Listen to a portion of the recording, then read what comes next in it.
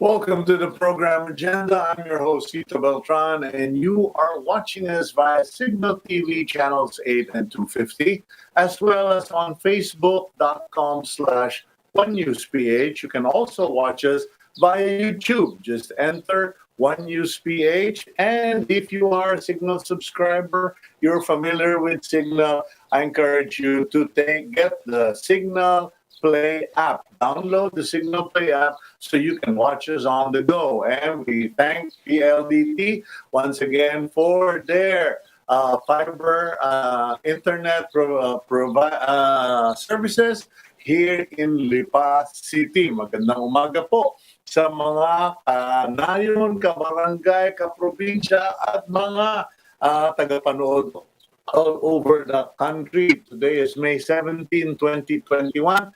It's a Monday once again, and let's start the week with the news from the front page of the Philippine Star.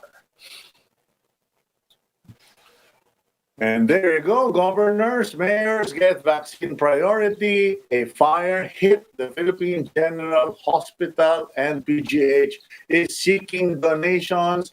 The House of Representatives is prioritizing Bayanihan 3, as well as the impeachment proceedings versus Justice Leonen of the Supreme Court. Yan po yung mga balita. I don't know if we can flip down to the bottom, but in the meantime, the local chief executives like governors and mayors will now be among the A1 priority list for vaccination.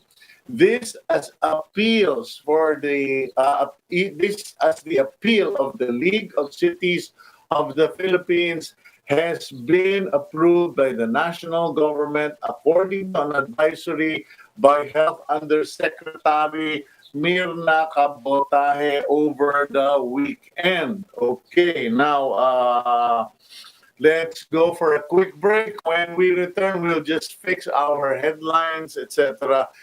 Please stay with us just for a quick break.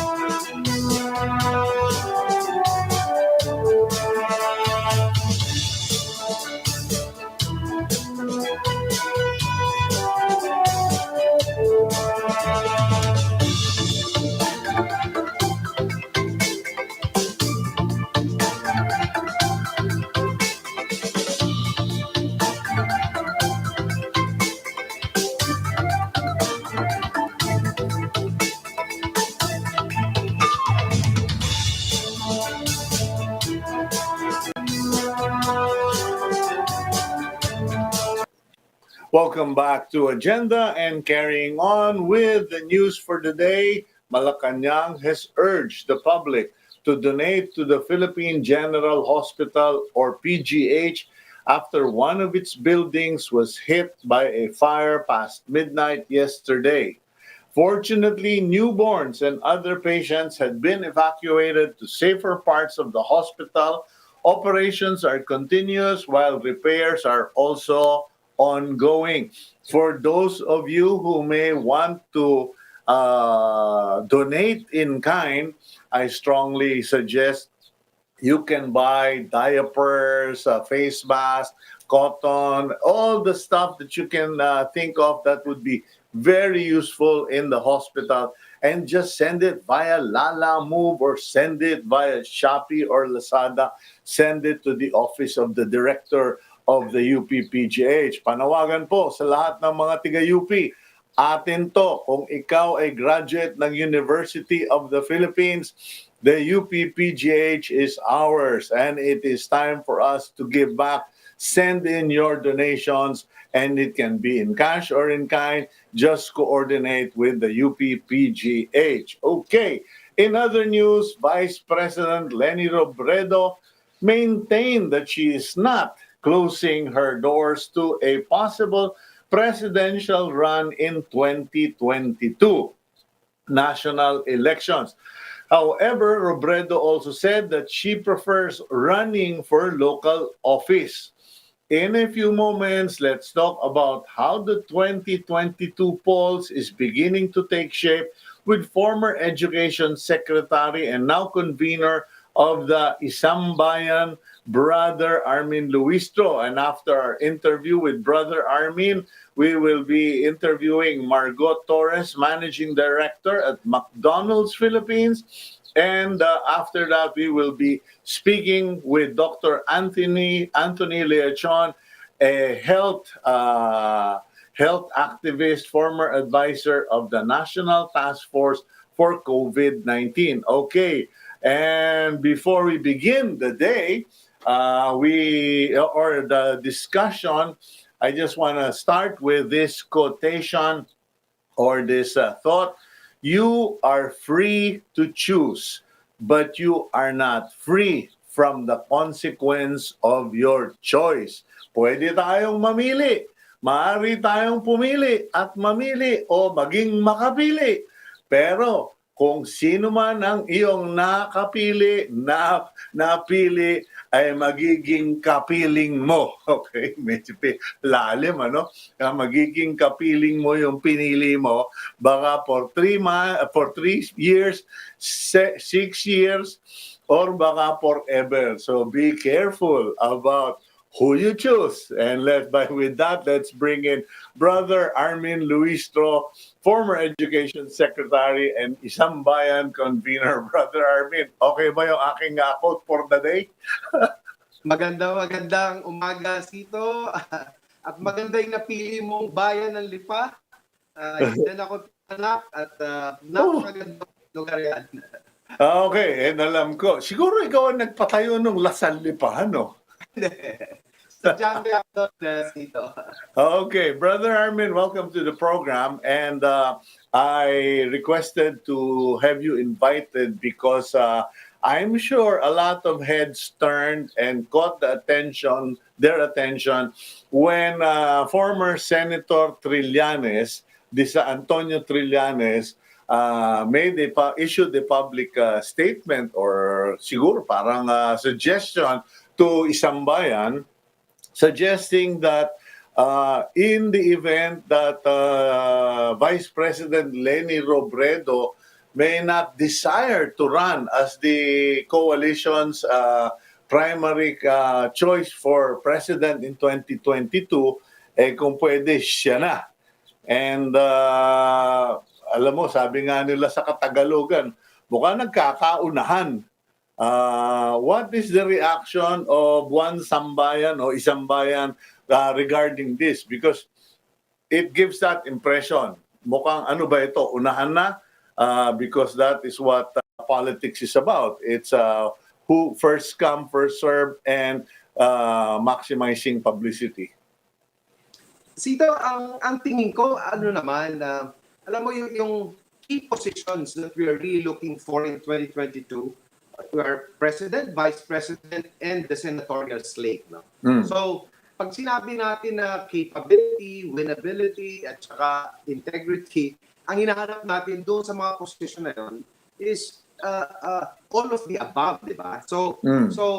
yung kinakausap namin, yung nakausap na at baka kakausapin pa ng isang bayan, are people who should be ready to run in any of those three slots, no?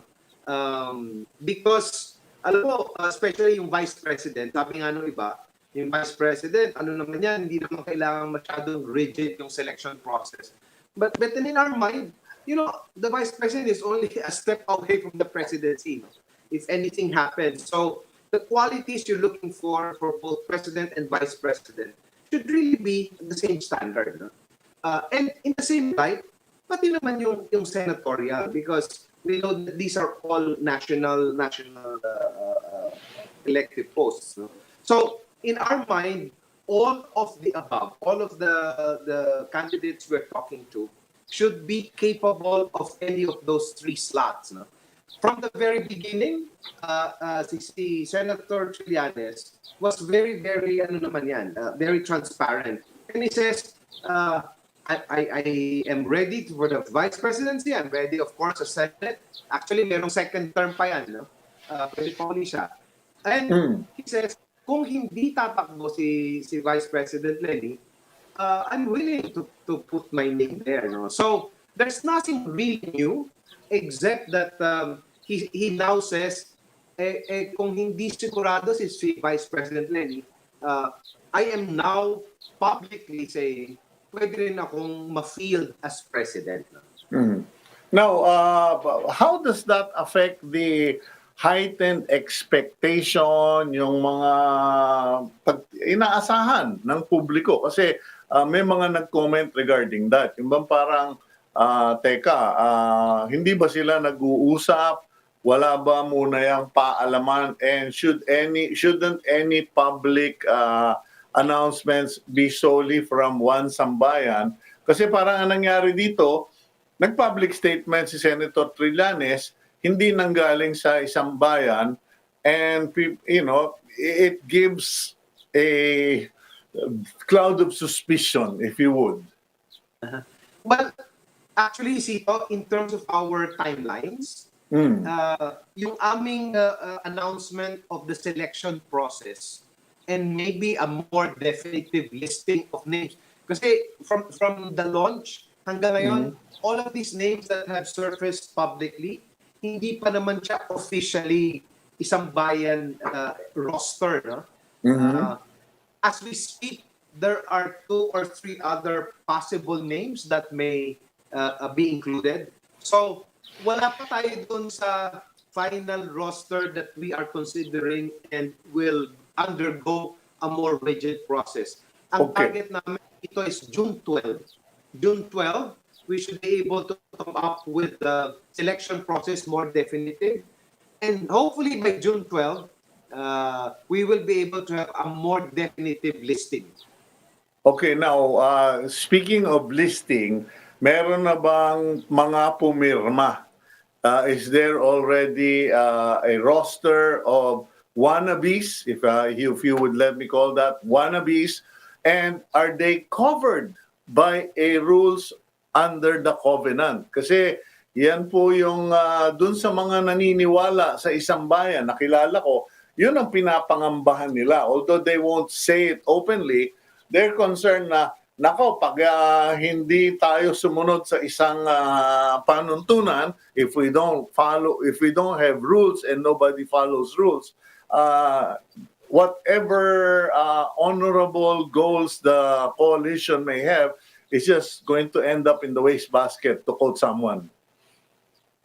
Our agreement was, alam mo, sabi nga ni Presidente, yung papel, tatapon na natin yan. Exactly. But seriously, all the negotiations thus far are really ladies and gentlemen agreements.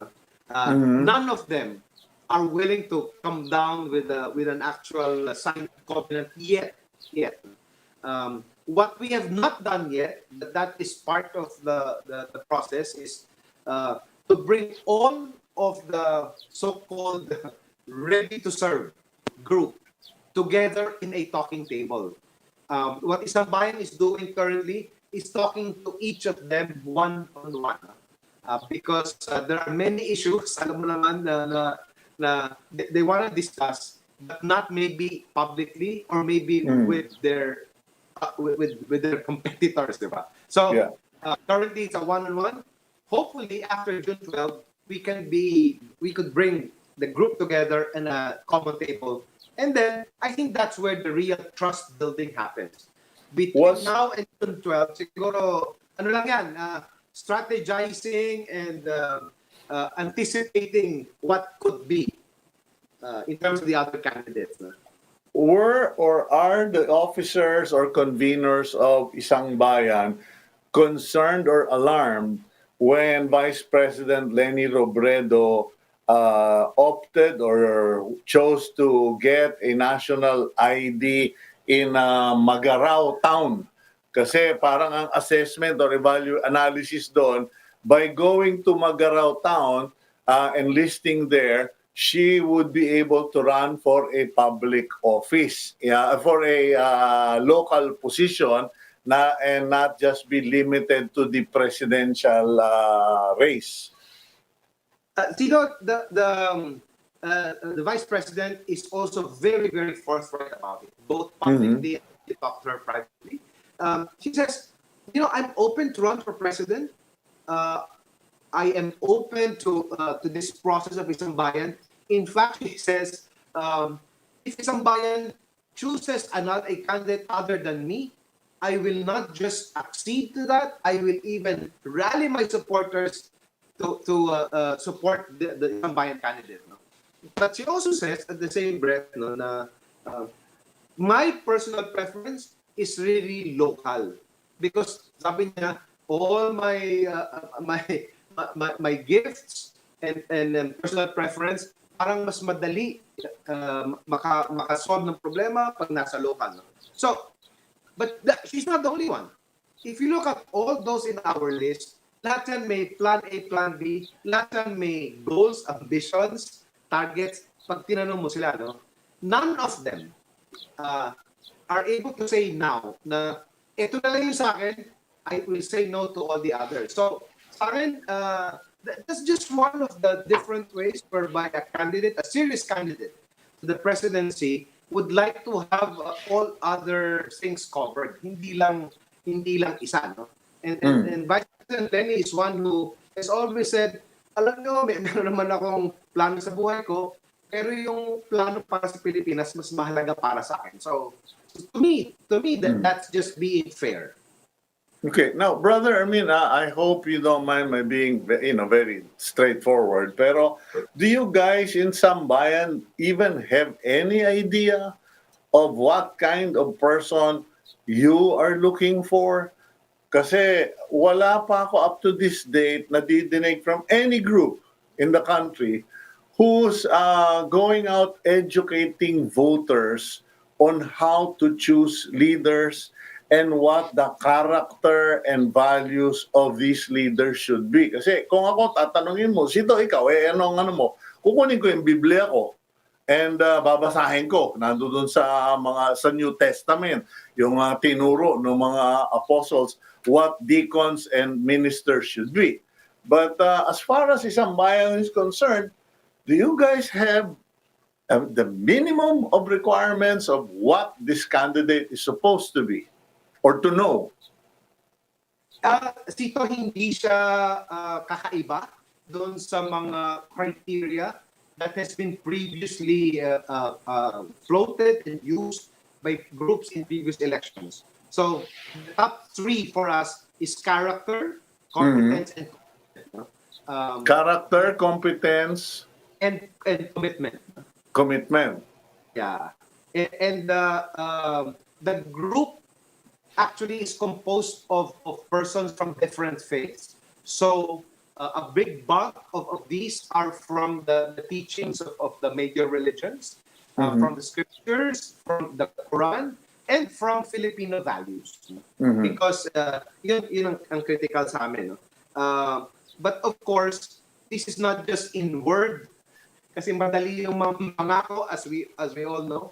So, meron kaming kumbaga a due diligence in terms of checking. So, if you say you are we've identified, Cito, apart from these character traits, top issues that are for us critical for nationalism. No? So, EJK policy.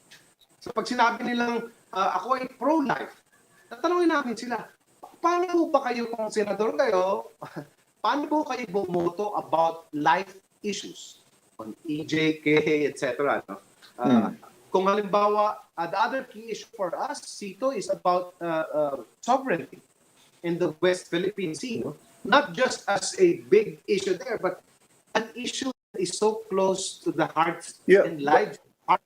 I respect all of that, Brother Armin. But if I step back, I could easily say, well, that's the personal philosophy of Antonio Carpio. That is the community philosophy of the religious about EJK, etc. But yung essentials baga, 50% of the Philippine population, excuse me, is below 25 years of age. And if we put another 70-plus-year-old leader at the helm, parang maiiwanan na naman itong mga kabataan natin in terms of priority. Parang, it just occurred to me, and sorry, I'm not following any código here or guide questions, but it just occurred to me two things. Parang, what you've said so far and what has been shared publicly does not reflect consultation with different communities, churches na malawakan. Kumbaga parang it's primarily the opposition that got together. And looking at what I've seen, parang wala akong nadidinig na boses or kaisipan ng mga kabataan or their concerns. Meron kaming malaking grupo, Cito, ng isang bayan youth. Alam mo, it's interesting and in fact not surprising that when you engage young people, the West Philippine Sea is critical for them. And it's not just about sovereignty. Ang take ng kabataan dito is about the environment. Because very, very, very crucial sa kanila. And one of the top issues for young people is really the environment and climate change. So, the West Philippine Sea, same issue, pero yung take ng kabataan na iiba, no? Yung for example, under graft and corruption, yung take ng kabataan dyan, they do not trust traditional politicians. So, they would rather engage those who are really on the ground. Hindi pa lumalabas, but I could ask them in our next consultation. Hindi yata crucial sa kabataan yung leader nila dapat bata rin. No? With some well, no, I'm not saying bata din, but for God's sake, or I'm sorry to take the Lord's name in vain, pero parang awa naman natin, wag na tayo, let's exclude ourselves from the equation, puro na tayo mga lolo, bigyan naman natin yung mga 40, 50 years old ng oportunidad na mamuno, hindi yung puro trapo at lolo ang nasa pwesto. But anyway, pasensya ka na, Brother Armin, sorry. Kasi ako, ang malapit sa isip ko, Wi-Fi para sa kabataan, tablets para sa mga kabataan, mental health ng kabataan na 1 year and 1 month nang nakakulong without anyone even stepping up and saying, hey guys, we understand we're trying to save lives, protect human lives here, but can we also make sure that they have some form of social activity that does not allow them to perish and be basically wasted away? Actually, that's the crucial thing for young people. A space where they can think freely, where people will not judge them or cancel them, and where they could think through the problems that they see. So, many of them don't want to be involved in a so-called political movement because takot silang cyberbully o kaya ma-troll. No? But if you give them enough space where you can discuss these critical issues, iba yung take nila, and sometimes mas mahalaga yun para sa kanila that they can participate. No?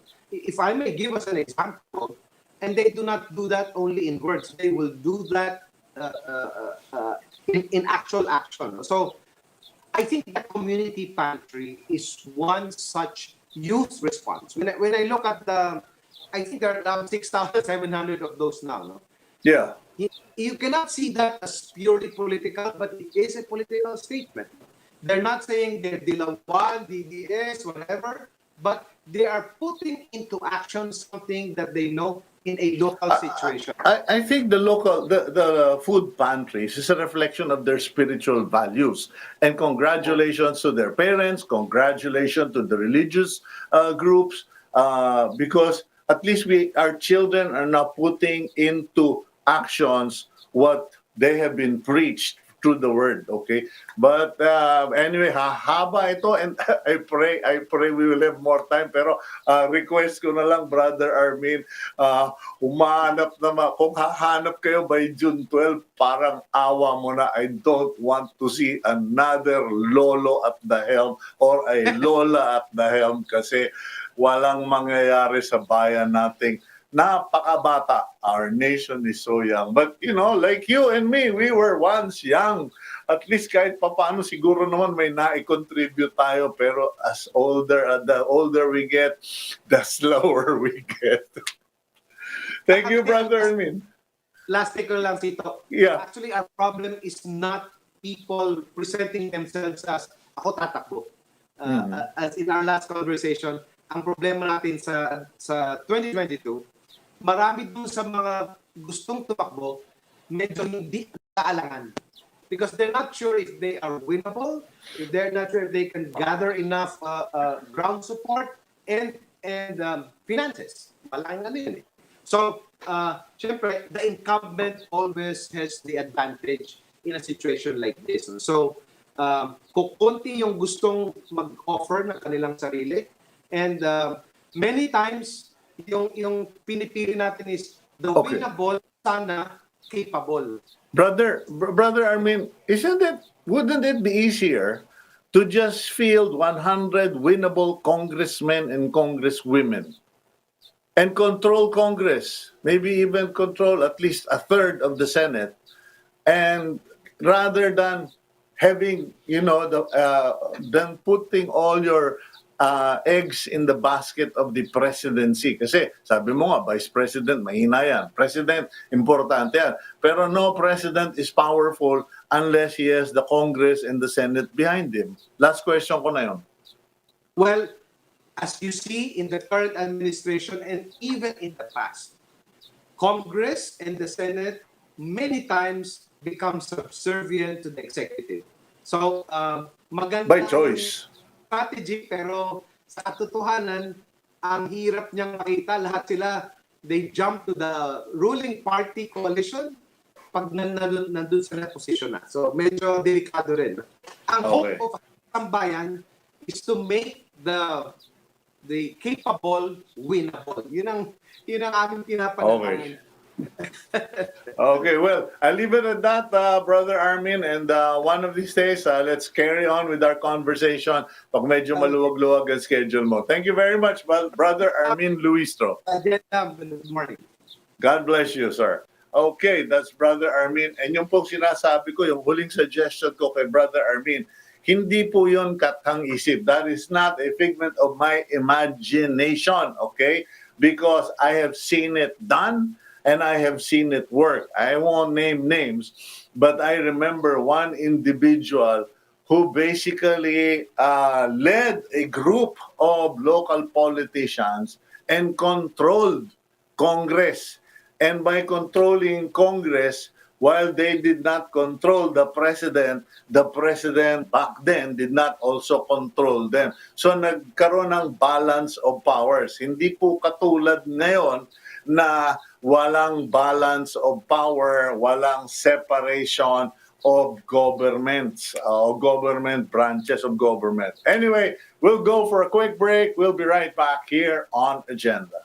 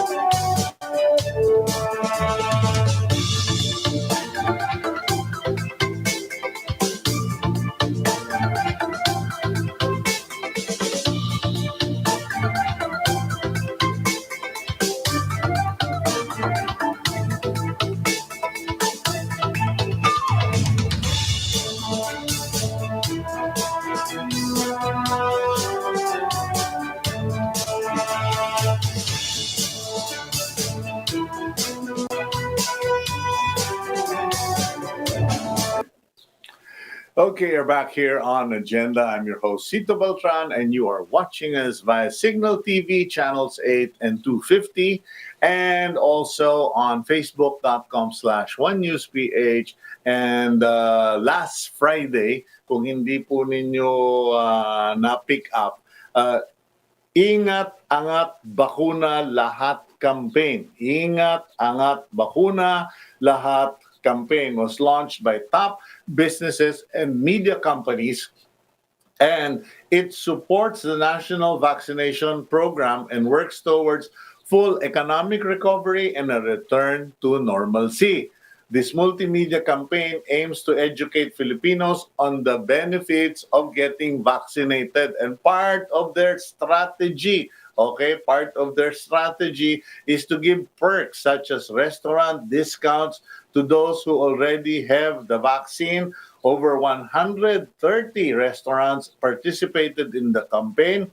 A total of 52 vaccination sites will also be set up in commercial establishments, 11 Mega World Lifestyle malls, and 41 SM super malls are participating. Yan na po yung sinasabi natin last week pa or 2 weeks ago. Hindi na kailangang mag-construct ng mga mega vaccination facilities na yan kasi marami ng strukturang nakatiwangwang. Okay, let's go to our next guest. Medyo ito, the arches. Ewan ko, kikita nyo, the arches. Okay, Margot Torres, Managing Director, McDonald's Philippines. Margot, good morning to you. Welcome back to the program. Good morning, Cito. Okay, Yeah. Wow. Perfect.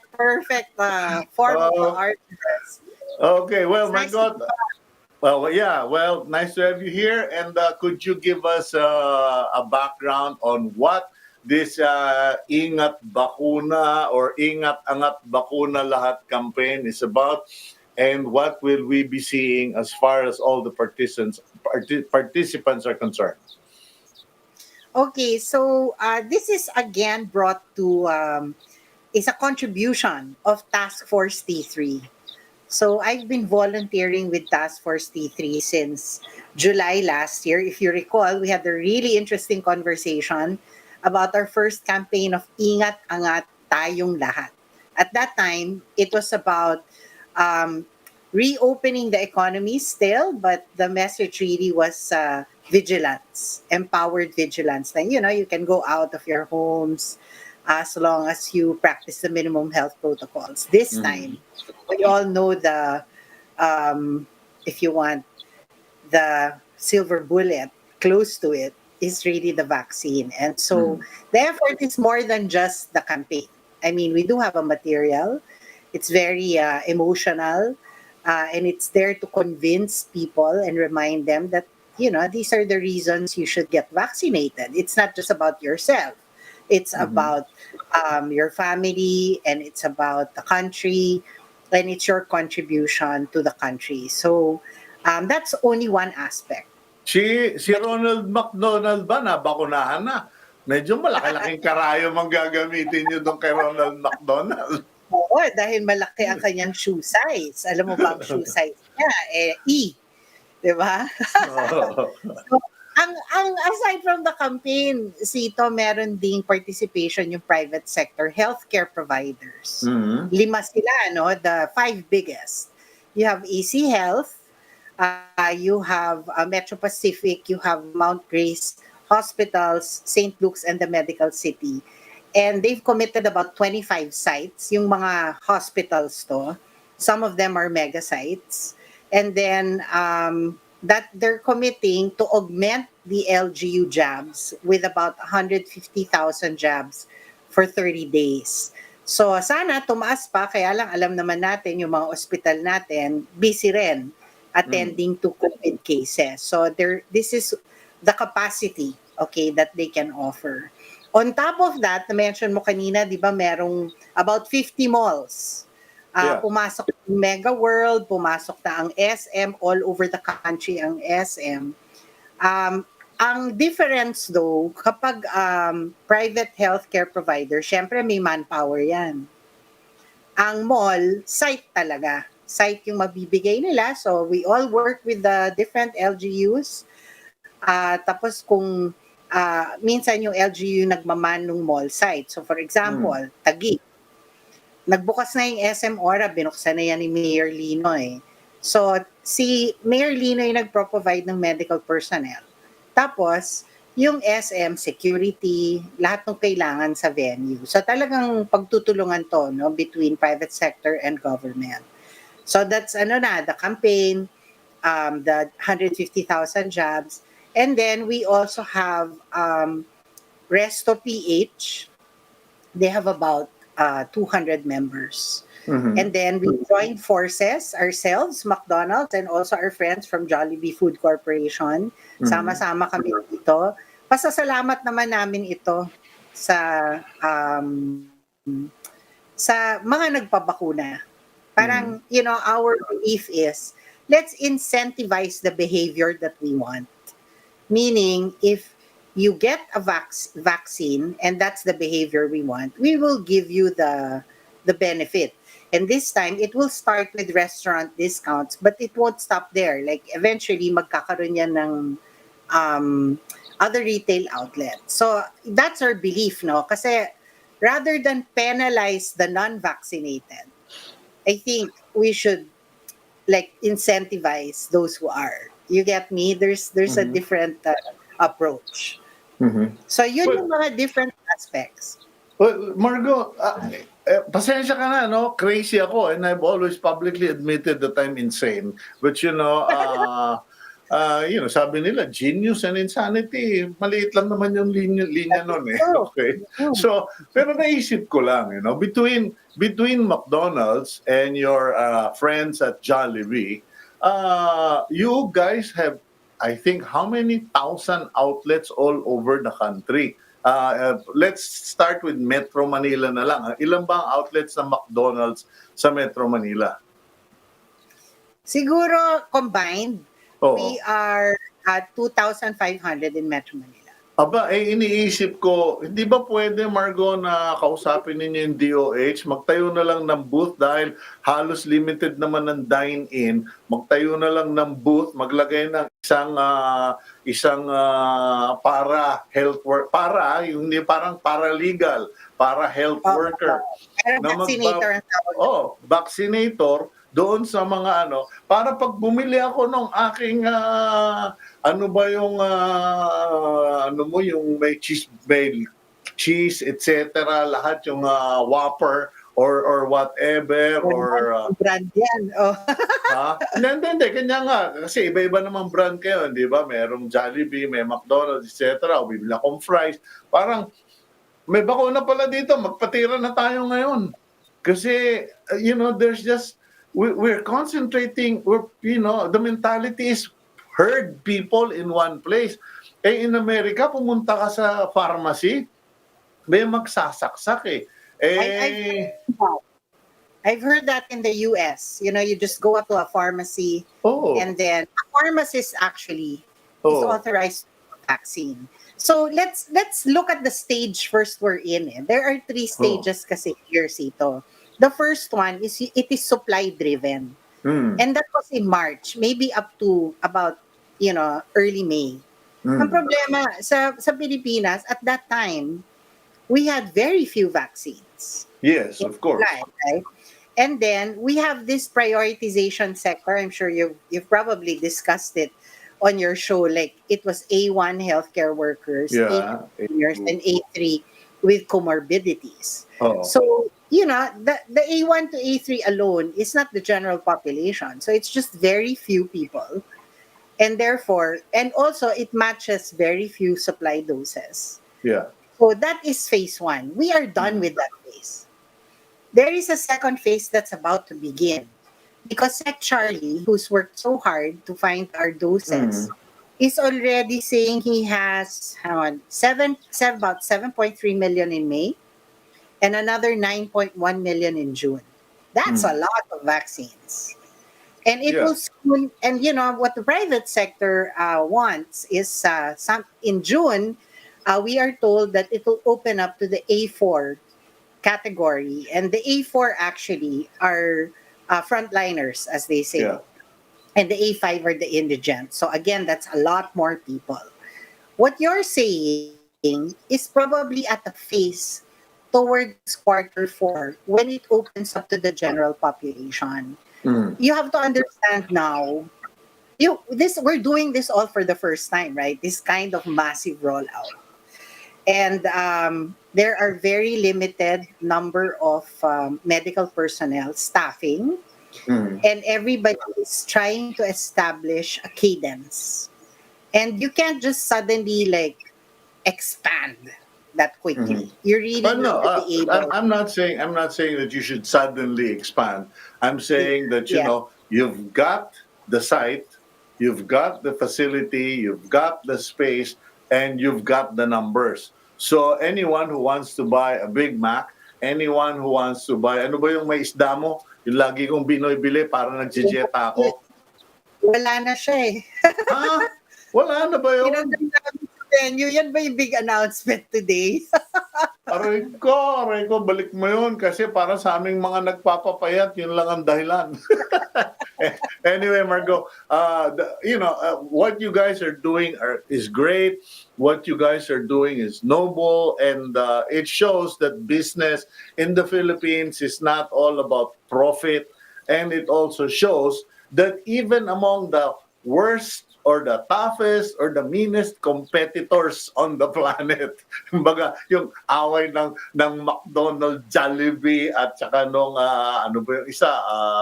Burger King, etc. ay nagagawa pa rin magkasundo para tumulong.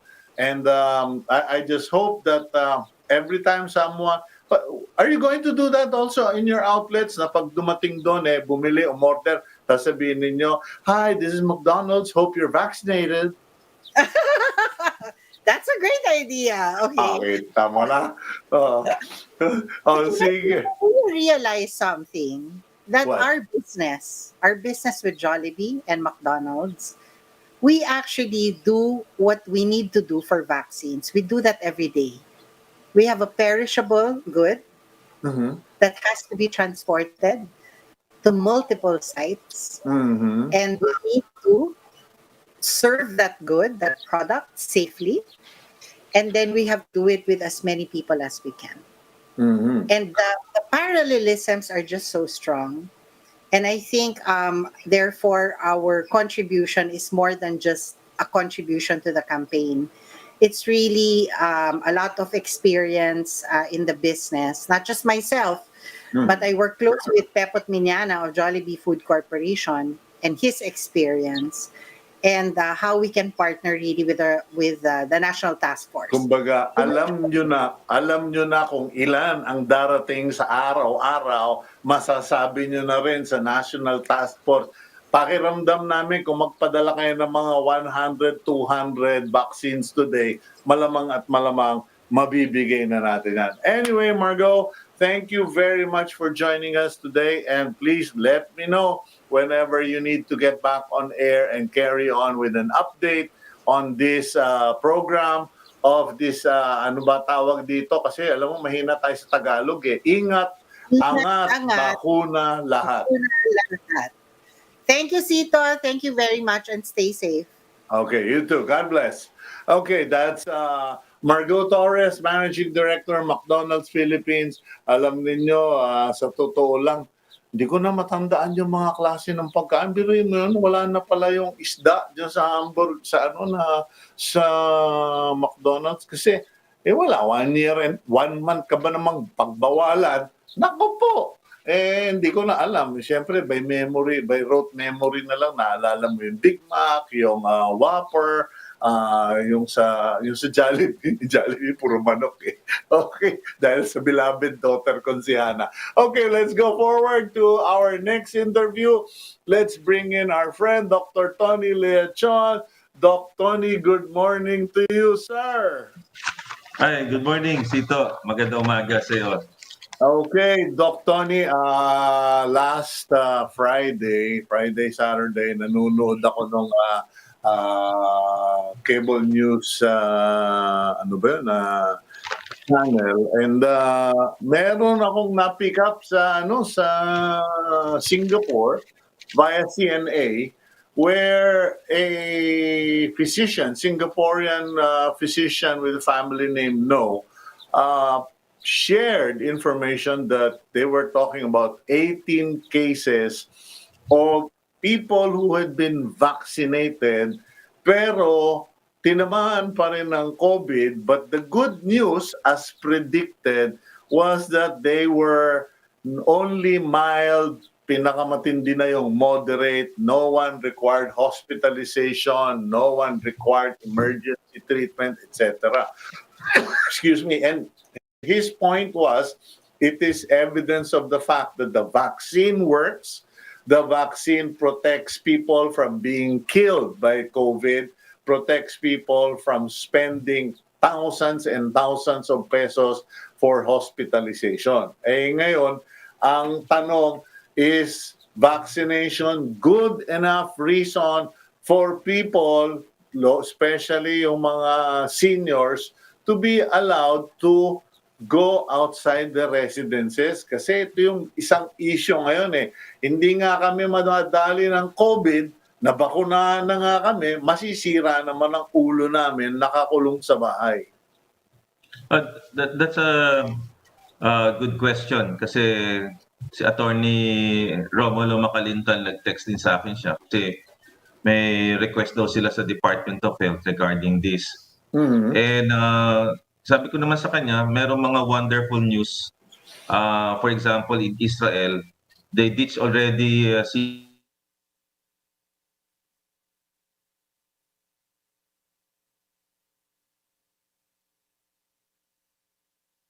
population nila. 10 million population sila. And then, nabakunahan nila 60 million. So, they opened the schools, the universities, wala nang maskara sila, using the Pfizer vaccine. Sa America, 2 days ago, the CDC, si Dr. Rochelle Walensky, nag-announce na ang mask din, i-ditch na nila except for some very crowded areas. May dalawang opposing views, pero mas dominant yung i-ditch na nila. Kasi Joe Biden, by this time, naka 200 million doses na siya, and ang prediction ng herd immunity niya ay July, kaya 4th of July, magse-celebrate sila. Ang point dito sa atin sa Pilipinas, yung ating herd immunity, makakamtan pa natin yan. According to Secretary Galvez, but I think with the rate or pacing natin, hindi natin maabot yun ng December 2021. Yung fully vaccinated kasi, sa atin, almost 2% lang ng population natin out of the 70 million. So, I think it's a good incentive na sabihin na may pass sila pag fully vaccinated sila.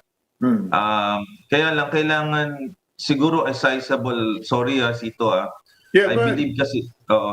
Ako I believe muna na dapat a sizable proportion of the population. Ang minimum kasi Sito for Metro Manila kung ang population natin ay 12 billion Sito, 6 billion. Kung maka 50% ka, which is the lower end of the herd immunity, ang highest kasi 70%. I think we can do the pass. And then ang gantimpala pa din diyan, of course maluluwagan natin yung ating mga mass eventually like US and Israel. Pero sa ating situation right now, tiningnan ko yung latest sa vaccine tracker at saka sa National Task Force ni Secretary Galvez, 75,000 lang tayo a day para maka-reach tayo Sito ng December 21. We have to vaccinate, sorry Secretary Galvez, we have to vaccinate 300,000 per day. That's times 30, that's about almost 1 million, and we have 7 months papunta ng papunta ng December. That's about 50 million at least minimum. Kaya lang ang ating bakuna Sito nasa warehouse natin sabi nga ni Margot 7.8, 5 million yan ay Sinovac na slow moving dahil brand conscious kasi mga Pilipino. Tapos 2 milyon ang AstraZeneca na mag-expire naman June and July. At butaw-butaw na Sito, 193,000 lang yung Pfizer. Ka-order lang ni Secretary Galvez ng Friday na 40 million doses, good for 20 million. Ang dating pa niyan sa experience ko working in Pfizer for 20 years, baka ang dating pa niyan Sito mga October or November. I predicted the same. Yeah. Oo. So, ako, ang personal opinion ko, nag-agree ako kay Margot. Kasi dapat maintindihan ng government yung demographics, no? Ang A1 at ang senior citizen po, when I work at PhilHealth, nalaman ko, 7% lang ng population. Ang edad less than 50 ay 50% of population. At ang 26 to 59 ay 43% of the population. So kanina nag-Twitter si Senator Gatchalian, kahit ano palang piga natin sa senior citizen, ang 7 million lang yan ang population natin at ang pumupunta ay 20 to 30% na sa bakunahan. So dapat ibaba na natin sa A4 at since ang Sinovac naman was indicated for 18 to 59, nung na-out of stock lang naman ng Astra, saka natin tinaas to above 60.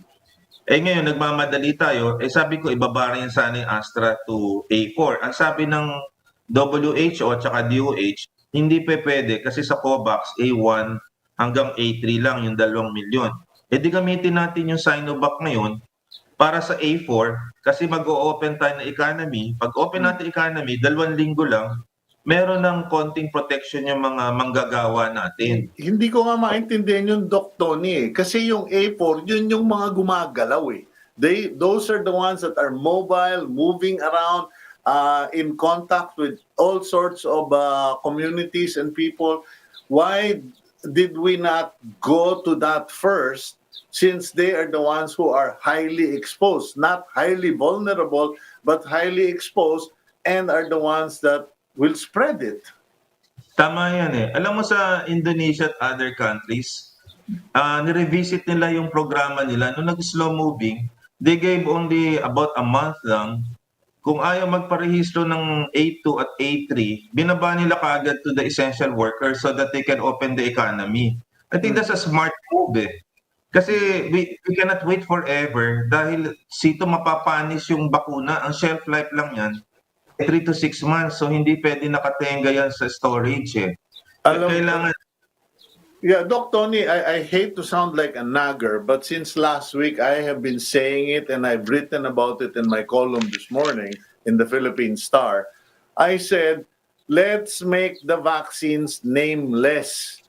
Are we required by any international covenant, agreement, or contract that we are supposed to broadcast to the world or to the Filipinos ano yung vaccine na gagamitin? Kasi parang Kanya nga nagiging choosy. Bigay tayo ng Oo. bigay ng brand. Brand conscious and loyal ang Pilipino. Buti na lang Sito, lumabas yung pag-aaral sa Indonesia na almost 100% yung ginamitan ng Sinovac ay walang nadisgrasya sa mga healthcare workers, no? Napakaganda yung kanilang experience. And then may ganda akong balita kasi kausap si Margot. Kausap ko si Danny Chong kahapon. Si Danny Chong ngayon ang Watson sa COO, Chief Operating Officer.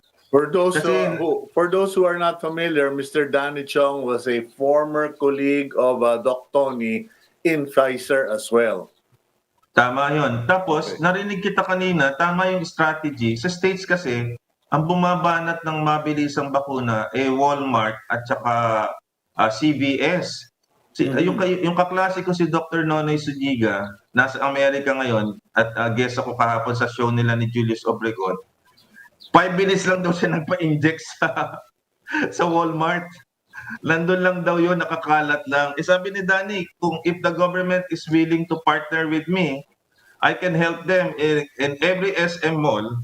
You have Watsons and you don't have to build the huge mega center kasi andyan na yung mga SM at saka yung mga Watsons. Ang dami mga unused infrastructures that we can use. Ang Watson din sa Lipa City, hindi naman dikit-dikit pero magkakalapit. Pwede mong bisikletahin kasi dito malapit sa bahay ko is about 2 kilometers away. Shoemart has a Watson 2 kilometers away. Bakit nga ba? Why is it that we have not adopted that concept? Kasi naalala mo dati, nagmamakaawa na yung mga local government unit at private sector nung Enero na ibigay din ang flexibility na LGU at saka private sector sabayan ng government. Binigay lang nila yung pahintulot na yan 3 months after. Kaya lang, nagkaubusan na ng bakuna para sila umorder. Naalala mo yun, Cito, na nag-request. So, ngayon, in-approvean nga sila pero walang free hand really na to do things. Ngayon, kahapon na Sunday, yung mga dati naming mga kachokaran, sina Egay Saragosa, ganyan. Sabi namin, Daddy, are you willing? Idea lang na to. This is for public service. We can use our talents right now na tulungan. Imagine mo, hindi lang naman Watson, sabi ni Danny. You can use Mercury, South Star, ang daming kung yung anib ng major, The generic. generic. Company. Public service, wala na tong competition. Ang ibig sabihin niya, kami nga may flu vaccine injection 1 to 7 every ganito. Pwede namin siyang i-free ride sa government ito. At tama ka, hindi na brand conscious to. Kasi unang-una, kung ano ibigay sa atin ng government, na-prove na naman natin efficacious and safe. Kasi na-approve na naman sa FDA. So that's a nice move na buti na lang kinukumpirma mo at kahapon kami nag-usap. Sabi niya magka-crunch daw sila ngayon ng data and then if they will be given an opportunity to present to the IATF, sabi ko game changer to. So I texted Secretary Anyo last night. Sabi niya, Tony, that's a game changer. O sabi ko kay Danny, I think we need to push it kasi kung gusto natin daw ma-open talaga ang mall, kailangan damihan natin yung mga protektadong pupunta sa mall. And the best way is to go to the area ng bakunahan. And then later on, after 2 weeks, meron na yan, Cito, 80 to 90% immunity. Kung hindi alam ng mga kababayan, pag na-inject po kayo ng either Sinovac or Astra or Pfizer, kung hindi nyo po alam, 90% na po kayong protected. And ang second, Salamat. Kasi ako, mahigit 2 linggo na nabakuna ng Sinovac. Buhay na buhay. Hindi naman ako nagsasalitang in-check. Hindi pa ako marunong magsalita ng Mandarin. So, okay naman, di ba? Oo. So siyempre, yung aming creative juices, kung 3,600 lang yung vaccine sites, pagka minobilize natin daw yan ng mga butika, aabot ng 6,000 yung vaccine sites mo. Edi ang dami yung vaccine sites mo close to the residents at hindi ka na pupunta na yung Pilipino kasi andyan lang Like ako dito, ang daming SM dito. Dito ako nakatira sa Quezon City. 10 minutes away lang by the drive. Andiyan na kaagad ang SM.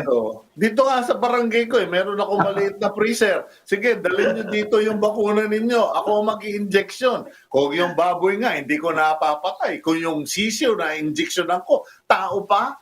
Anyway, Doc Tony, pasensya ka na. Parang pinagagaan ko lang yung pagtatapos ng show. Hindi, tama ka naman eh. Tapos ang hindi naisip, ang laki pala ng population ng less than 60. That's 93% of the population. Ang pinagtsatsagaan nating A2, not because they are not important, no? 7 million lang pala yan ng 100 million. So let's go to the less than 50 na comorbid and the essential workers. I think we will actually speed up yung vaccination process. Okay. Well, Doc Tony, we'll have to end it at that. Pero I will strive to make you more regular on the program kasi maganda itong mga insights nyo. And greetings to your colleagues dyan sa mga ex-Pfizer. Mga ex-Pfizer. Di siguro sising-sisi kayong retired na kayo dahil kumikita ng limpak-limpak ang Pfizer International kayo. After years of woes, kumikita kayo talaga. Pero historically, sabi nga ni Arjev, tuwan-tuwa, sabi na namin, nung World War II pala, yung palang penicillin, hindi yan pala binibit-bit nung ina-invento ni Alexander Fleming. Pfizer ang bumitbit niyan. And then later on, ang daming historical products na na-launch. And then during the pandemic, itong Pfizer vaccine nga. So sabi nila, napakagandang moment din to para tumulong na rin tayo and use our experience and talents to help the government. Pag hindi naman tayo tumulong, wala rin naman tayong mangyayari. Okay, gotta end it here, Tony. Thank you very much, Dr. Anthony Leachon, health advocate and advisor. Thank you very much. Yan po, si Dr. Anthony Leachon. And I guess to wrap up the day, what was common in everything we've said, lahat tayo kailangang isang tabi. We need to set aside our personal agendas, our fears, and we need even our sense of competition and focus on cooperation. Let's cooperate and let's fight COVID. Thank you very much. Magpabakuna po kayo. God bless you. And that's Agenda for Today.